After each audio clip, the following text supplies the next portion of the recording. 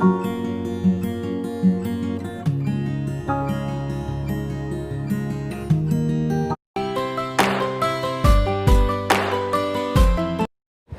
प्यारे विद्यार्थियों, सबको बहुत बहुत शुभ आशीर्वाद। मैं डॉक्टर अतुल वार्ष्णेय उत्तर प्रदेश के गवर्नमेंट आयुर्वेदिक कॉलेज में रोग निदान विभाग का हेड हूँ तथा आरोग्य भारती, विश्व आयुर्वेद परिषद, एकेडमी ऑफ रोग निदान, आयुर्वेदिक पीजी एसोसिएशन आदि कई एसोसिएशन का पदाधिकारी हूँ। पिछले 24 साल से लगातार मैं अध्यापन कार्य कर रहा हूँ और आज मेरा आप सभी से वार्ता करने का बहुत मन था, इसलिए मैं अपनी बात इस वीडियो के माध्यम से आप लोगों को कहना चाह रहा हूँ। आप में से अधिकांश लोगों ने मेरा नाम कहीं ना कहीं सुना ही होगा। मैं आप सभी लोगों से एक बात कहना चाहता हूँ कि आप सौभाग्यशाली हैं कि आप आयुर्वेद में हैं। जिन ब्रह्मा जी ने मनुष्य को बनाया, उन्हीं ब्रह्मा जी ने आयुर्वेद को भी बनाया और उन्होंने सारे जगत की रचना की है और आपको उन्होंने अपनी रचना की देखभाल के लिए ही चुना है। आयुर्वेद की चिकित्सा करने के लिए जो बेसिक जानकारी चाहिए वह आपने बीएमएस के दौरान प्राप्त कर ही ली है। हाँ, विशिष्ट चिकित्सा अर्थात स्पेशलाइजेशन कोर्स के लिए व टीचर्स बनने के लिए निश्चित ही एमडी या एमएस करना जरूरी है। इन दिनों मैं देख रहा हूँ कि सारे छात्र मानसिक रूप से थोड़े परेशान हो गए हैं कि क्या करें, और उनके लिए मैं ये खुशखबरी बताना चाहता हूँ कि ये निश्चित मानकर चलिए कि पोस्ट कोविड काल में आयुर्वेद की इंटरनेशनल मांग बढ़ने वाली है। आप लगातार देख रहे हैं कि सभी मॉडर्न के रिसर्च इंस्टीट्यूट तथा मेडिकल कॉलेज में आयुर्वेद की दवाओं पर ही इन वाइवो तथा इन विट्रो रिसर्च हो रही है और धीरे धीरे आयुर्वेद दवाओं के लिए नियम भी सख्त हो रहे हैं। धीरे धीरे समाज में आयुर्वेद चिकित्सकों की डिमांड इसी प्रकार बढ़ती रहेगी। इस वर्ष एनटीए ने परीक्षा केंद्रों की संख्या बढ़ाने का फैसला किया है। इसके बाद वह करेक्शन के लिए डेट देगा तथा अगस्त में कभी भी आपकी परीक्षा होने की संभावना है। इसलिए अब अपनी तैयारी का आखिरी महीना समझिए। इसमें ज़्यादा परेशान होने की आवश्यकता नहीं है।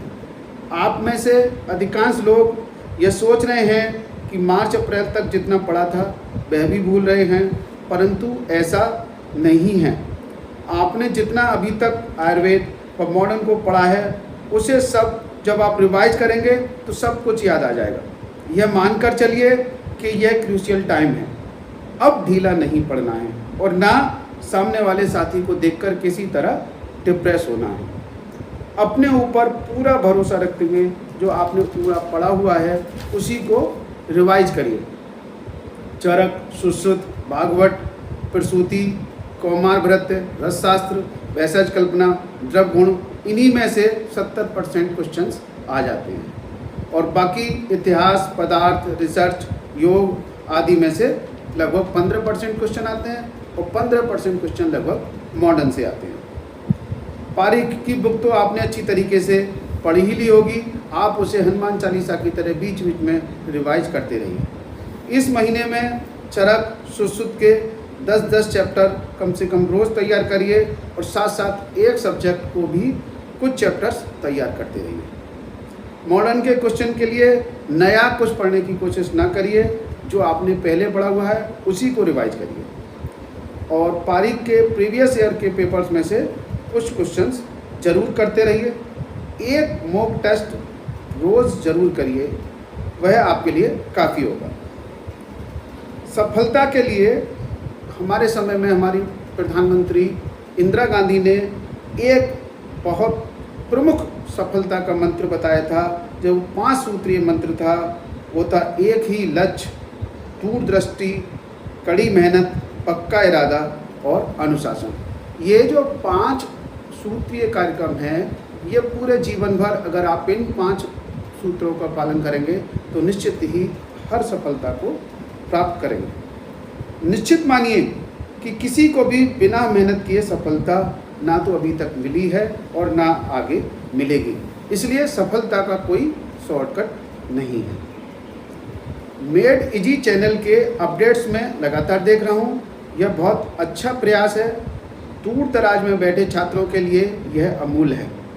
पिछले वर्षों में हम देख रहे हैं कि सभी बड़े शहरों में कोचिंग इंस्टीट्यूट खुल रहे हैं।